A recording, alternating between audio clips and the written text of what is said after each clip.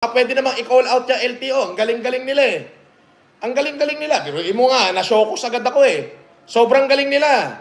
Di ba? Na bakit yung stolen vehicle with complete report, hinayaan ng LTO na mailipat sa ibang pangalan? Ano ba yan? Napapalusutan lang ho kayo?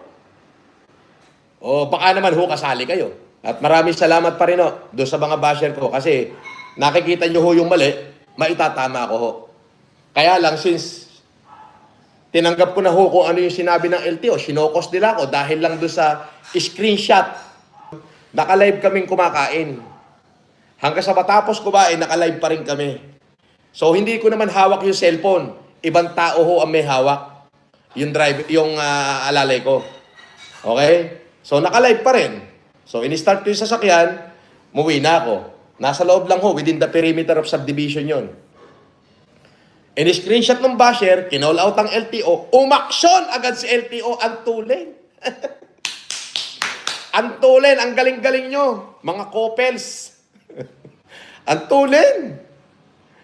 Bakit ho yung complaint ko na yung ninakaw na sasakyan ko, complete HPG, tinatanong ko sa inyo, ilang beses ako nag-complain sa inyo, bakit ho na i-transfer to ng ito ho ay nakaw. Eh, ba't hanggang ngayon wala kayong sagot? Di ba? Ba't hanggang ngayon wala kayong sagot? Paiyakan tayo, Yusek. Gusto ba? Sanay ako dyan. Ngayon, Yusek, tatanggapin ko na yung hatol ng LTO. Wala problema. O, nagkamali po ako eh. Pero hindi ko po kaya tanggapin na yung sasakyan ko na kinumplain ko sa inyo na i-transfer nyo sa ibang tao ay hindi ho ako papayag na ma-unnotice yun. Kakasuhan kita. Oo. Kakasuhan ko kayo lahat. Magpaiyakan tayo. Laban ako dyan. Yusek, pinalakpak ako LTO. Ang galing ho ng LTO. Palakpak. Palakpak. Biruin nyo. Kung makikita nyo ho yun, nakalive yung buong video na yun. Hindi ko naman ho dinidelete. Nandyan yun. Kumakain ho kami na nakalive sa loob ng Shakey's. Natapos ho kami kumain, naka-live pa rin ako. Hanggang sa pag-akit ko ng sasakyan, naka-live kasi hindi ko pinutol yung live. Pero hindi ko hawak yung cellphone, may ibang humawak. Okay, may ibang humawak ng cellphone. Ngayon, from Shakey's, eto lang ho yung subdivision, walking distance lang almost. Nasa loob ho ako ng subdivision. Hindi ako lumalabas ng subdivision. So, in-screenshot lang na hindi ako naka-seatbelt. Ayun na, sinokos na ako ng LTO. Ang galing. Mabuhay po kayo sa napakabilis nyong aksyon. Napakabilis po ng aksyon nyo. Mabuhay ka. Yusek Nakalilaw, Marcos Nakalilaw, mabuhay ka. Mabilis po yung aksyon mo. Ako naman, may tanong lang. Ang dami ko na kong complain sa inyo eh. Regarding doon sa sasakyan ko na stolen, kompleto ako ng HPG report, pati barangay report, kompleto, pati investigation ng highway patrol, kompleto ako. Bakit ho na i-transfer nyo sa ibang pangalan yung aking pag-aari na ito ay stolen, na ito ay nakaw? Pakisagot ho yan. Ikaw naman ang bibigyan ko ng 2 araw para sagutin yan pagka hindi kakasuhan kita sa Lunes. Suspenditin nyo, okay, walang problema, hindi na ako magdadrive. Magpapadrive, buti lang, may driver ako. Sasabihin nyo, fake ang plaka. Umorder nga ako ng plaka sa inyo, hanggang ngayon, wala pa eh. Dahil nga ako nawala, ninakaw yung plaka ko at binasag yung salamin eh. Natural, maglagay ako ng temporary plate. Mas mahirap naman ho yung wala kang temporary plate. Paano kung nakasagasa ka? Anong pagkakakilanlan nila sa'yo? Kung sasabihin nyo, peke yung plaka, bakit alam nyo nakarehistro sa pangalan ko? Di ba?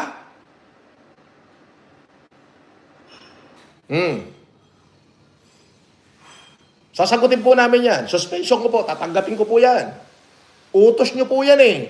Kaya lang ako naman i-call out kita. Di po ba? I-call out po kita. Na bakit po yung mga nakaw na sasakyan na ililipat sa ibang pangalan? Yan ang tinatanong ko sa LTO. Lalo na sa'yo, Mr. Lakanilaw. Nasa loob ko ng subdivision noon. Nagmamaneho.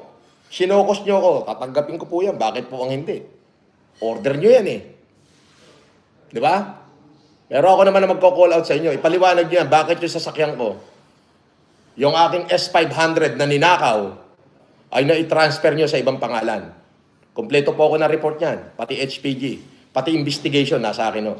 Kung kinakailangan nyo ng papel, gusto nyo, ipakita ko na lang dito sa YouTube para okay na eh. Di ba?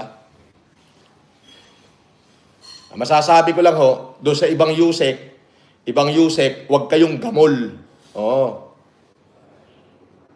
Nagiging gamol kayo minsan eh. Di ba? Nakakita lang kayo ng picture na nag-viral, hindi nyo tinignan kung nasaan. Di ba? At Timano, sinokos order nyo agad. Di ba? Ano yan, palakasan? Palakasan ba yan? Ngayon, ang tanong ko, bakit ang nakaw na sasakyan na ililipat sa ibang pangalan? Buti na lang, may personal experience ako sa inyo. Oo, may shaky sa loob yung subdivision dito, sa BF Homes. Totoo.